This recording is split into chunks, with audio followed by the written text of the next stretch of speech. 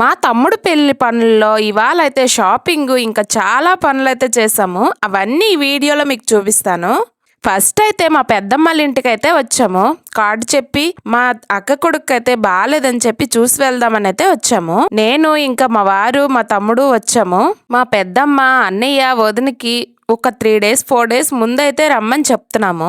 మా అన్నయ్య అయితే జోక్గా నాకేంటి నేను వస్తాను నాకేంటి అంటున్నాడు.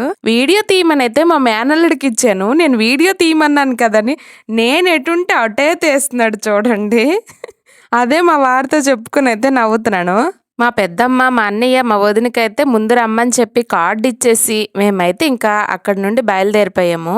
అక్కడి నుండి వచ్చి షాపింగ్కి అయితే వెళ్ళాము. షాపింగ్ అంటే ముందే చేసేసాము, అంటే స్టిచ్ చేయాల్సినవి ఇలాంటివి. కానీ రెడీమేడ్లో తీసుకోవాల్సినవి ఇంకా తీసుకోలేదు. దగ్గర అయిపోతుంది కదా, తమ్ముడు కోసం అయితే తీసుకోలేదు. అందుకని చెప్పి షాపింగ్కి అయితే వచ్చాము. ఇక్కడ వీడియో తీస్తుంటే అందరూ అయితే చిత్రంగా చూస్తున్నారు. అంటే నేను ఎప్పుడు ఇలా తీయలేదు, అందుకని మా తమ్ముడికే ఇచ్చేసాను నువ్వే తీరా అని.